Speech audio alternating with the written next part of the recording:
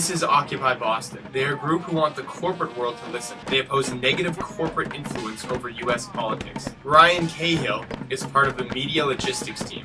I'm here to protest the top 1% of the U.S. citizens who own 50% of the wealth in this country and use that wealth to circumvent the democratic process. I want to raise awareness, and I want to make the people that are in control, I want to help them realize that, like, we're watching, right? The world is watching. The status quo is not going to work anymore. The two-party system is not going to work anymore. Now, this rally, organized by the Right to the City Alliance, has followed demonstrations in New York's Manhattan over the last 13 days, known as Occupy Wall Street. Now, one thing to take away from this event is there's been absolutely no violence, which contrasts New York's demonstrations. I'm not going to do anything that will get me arrested, but if I am arrested for whatever reason, I'm sure it will work out because I'm not going to do anything violent, anything wrong. Acacia Brewer is a student at Malden High School. She says that peace is a common goal amongst protesters. From Dewey Square in Boston for WEBN, I'm Marc Liverman. 141 protesters were arrested early Tuesday morning.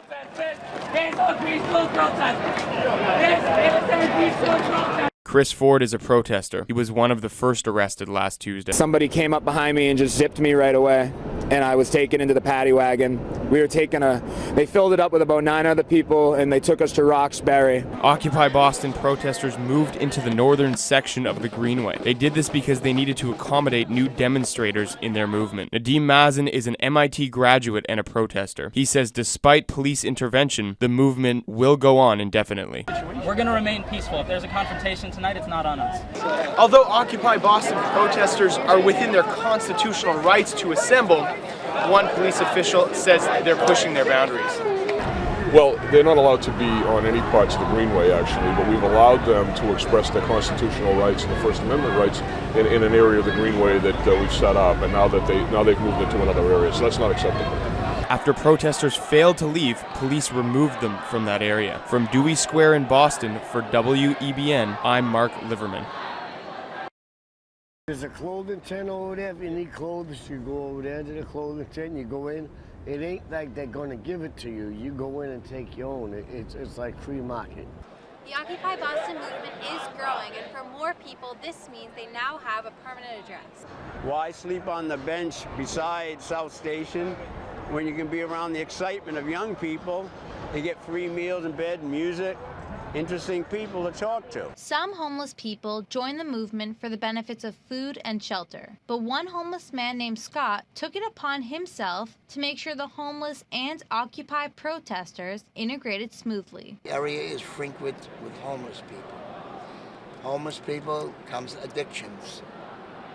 And my thing was to create an umbrella to, when they came into camp, drunk or high or whatever, to take them into our community because they're part of the 99%, which we all will be if something doesn't get straightened out. And put a blanket over it, feed them, give them something to eat, offer them a place to lay down. But homeless people are realistic. This new life is not permanent. And after this movement is done, I'll be back on the street again, okay? I know that. Homeless people continue to be recruited to join the ongoing Occupy Boston movement. From Dewey Square in Boston, for WEBN, I'm Leah Mishkin.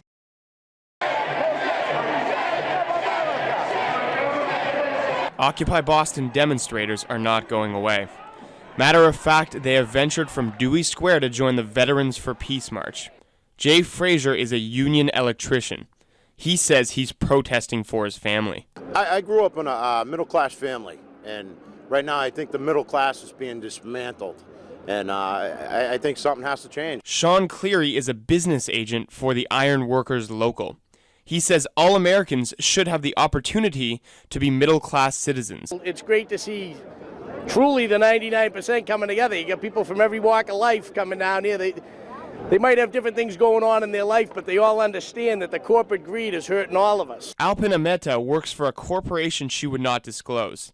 She says she would be willing to protest during a weekday, but would have to call in sick instead of telling her boss the truth. I'm just going to call in sick that morning or something like that, You know, I mean, people in this country have been fighting for unions, which for most of us doesn't exist, which is why we need more unions in our workplaces so that we have the right to be able to take time off to do activism. Occupy Boston demonstrators started Saturday at Park Street, making their way downtown and stopping at locations including the Armed Services Center, Hyatt, Verizon, and Bank of America, and ending up here at Dewey Square.